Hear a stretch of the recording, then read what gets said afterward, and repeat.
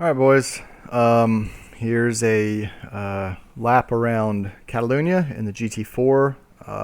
The league session had me that lap at 93 degrees, so trying to find similar times. It's kind of similar to some of the practices we had last season, but a couple, well, it says 1,000th, but a couple thousandths off top time. So there was probably about a tenth I lost on this lap. Because my exit before this, like the exit leading up to this lap beginning, I had a bad exit, scrubbed some speed, so I probably lost about a tenth down the straight. So a high 52 at best in these conditions in the McLaren, I feel. But overall, still a pretty strong car. Let's get to the lap, and then I'll run through it. But first, let me figure out what I'm doing. I didn't have this prepared. Noob. Go ahead and laugh. It's okay. I accept it. But yeah, we'll watch the lap and then we'll go back through and do a guide.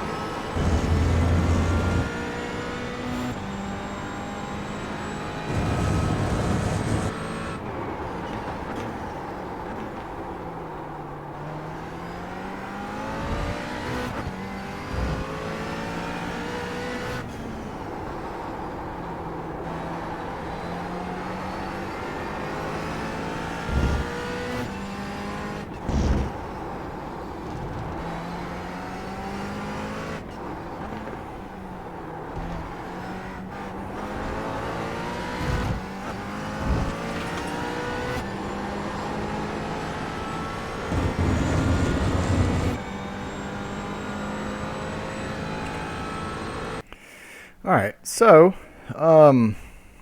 let's run through it, shall we?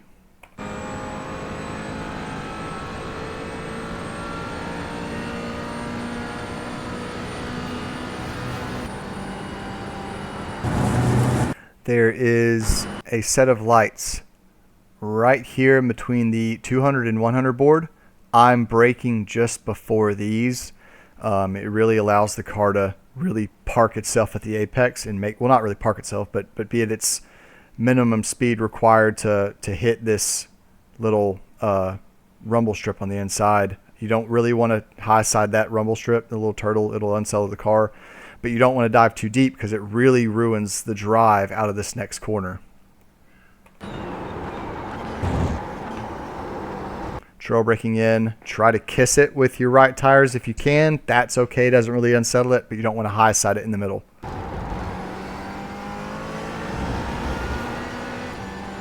Full power through that whole section just keeps some momentum up. It may be different in other cars, but the McLaren, it's such a low torquey car, you can really hold the throttle down.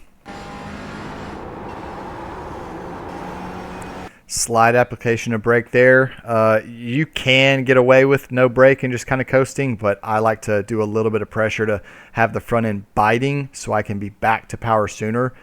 But you need to beware as the tires start to wear out. You need to be either a little bit later to full power or just kind of you want to keep momentum up, but as the tires wear out, it will push out wide here. I think this was my like second flying lap, so the tires were pretty good, and I was able to really hold a line and I don't want to put too much steering input in because I can push out wide, and that helps save the tires later on in the stint.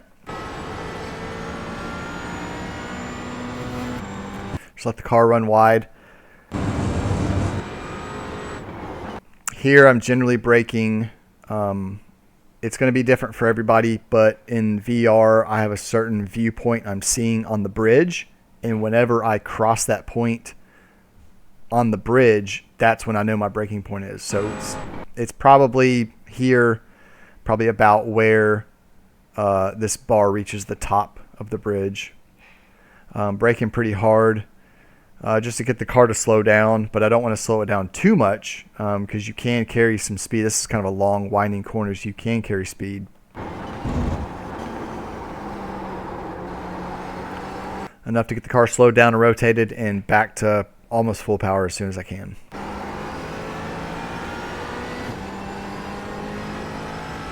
I think this is probably one of the trickiest corners.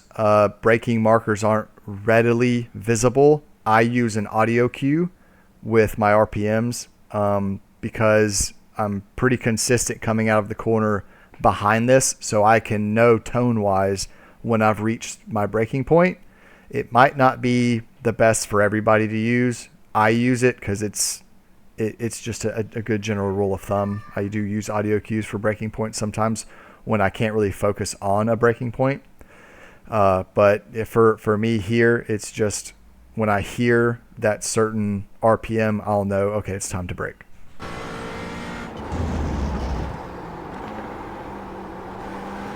Get the car slowed down. You can go to power pretty soon out of here, but if you dive too deep, then you can't really get back to power as soon as you want to because you have to make the rotation before you can get back to power. So really try to just get the car immediately slowed down and slowly trail brake it through. You see I'm still keeping slight brake pressure just to keep the front end rotating. And then as soon as I can, because you can push a little wide and not get it off track, as soon as I can, I'm back to full power.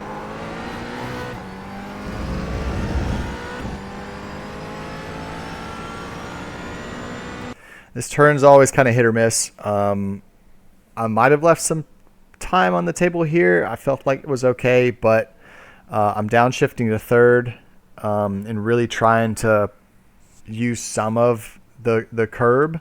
I don't want to take too much because if you unsettle the car too much, it will just kind of skip across the track and push wide. And you don't want to hit the yellow strip on the right because it can unsettle the car as well. So it's kind of tricky. So just a little bit of curb to help start to rotate, but try to stay off that as much as possible.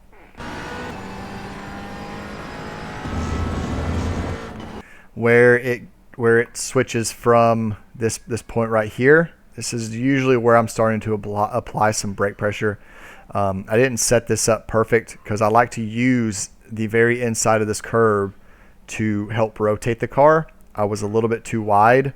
I got some rotation out of it, but not a lot. Just a slight trail brake through, hold it, and then back to power. And if you're a little bit over about like right here, the rear of the car will naturally want to slide out, and it will help rotate the car through this turn. But you don't want to go too far over because it will push you on the outside, because anything past this line, anything right here is an off track. So you want to be careful there.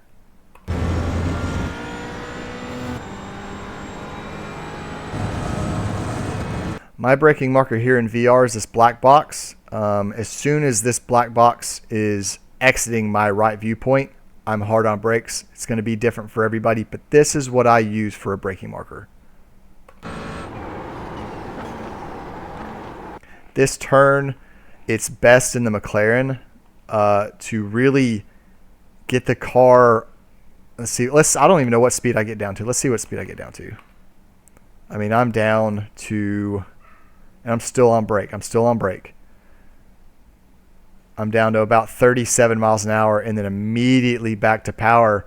And there's a reason I'm trying to get the car as slow as I can, because with the McLaren, you can go to full power almost abruptly, at least on fresh tires. And it really allows you to get a good drive out. So you're not losing speed because you've drove too deep in the corner and you have to scrub speed to make the rotation. You're scrubbing all of the speed at the apex and immediately back to power.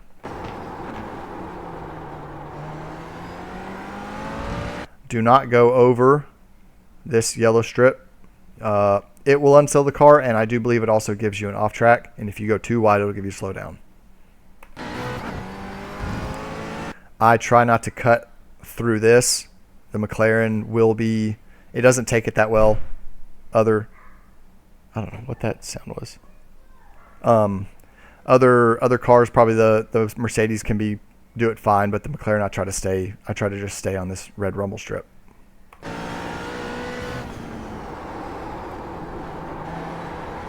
Just slight trail braking to get the car rotated. You have to use a whole lot of brake pressure. Just get the car slow, rotated, and you can go back to full power pretty soon.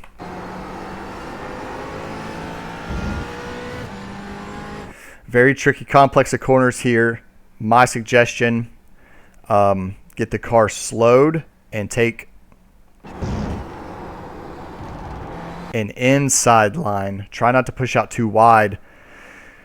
Lose speed on entry to be able to optimize your exit to set you up better, because you don't want to be out here and then try to cut across track to set up this. You want to be more this way coming out of this turn. You want to be as far right as you can. You want to keep speed up, but you want to be as far right as you can to set up the chicane for a better exit.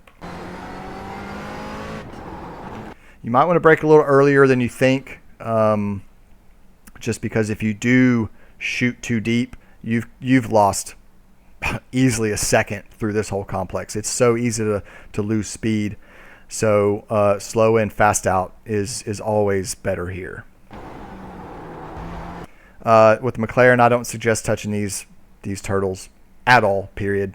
Just try to kiss them or get as close to them as you can. This first turn, you can take a little bit more slow, and it opens up the next one. And just full drive out of that corner.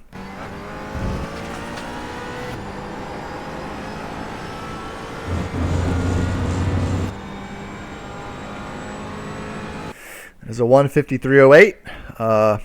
Pretty similar. I feel like pretty similar conditions to what we had. And the track may have been cooler for season 7's race here, but overall it's not too bad. It may fluctuate, hot, a little bit cooler, a little bit hotter, just depending on the cloud coverage. But I think that's generally around what we're going to see in the session. So that's a good gauge of what I wouldn't say what pace should be, but it's a good guide to try to find some pace. I might do some other GT4 cars here. Just depends. Like I said, I'm most comfortable in the 570 because I have the most time in it, but I don't think it really matters. Just to be able to get in here and do something. I've got some other things in the works for coaching, so those will come about at a later date. But for now, I'm going to just stick with guide videos and do what I can. Maybe set up some sessions just to be able to sit in with people, or maybe just join some of these hosted sessions and watch. So, but for now, that is a lap around Catalunya. Great. More embarrassing stuff. All right. Bye.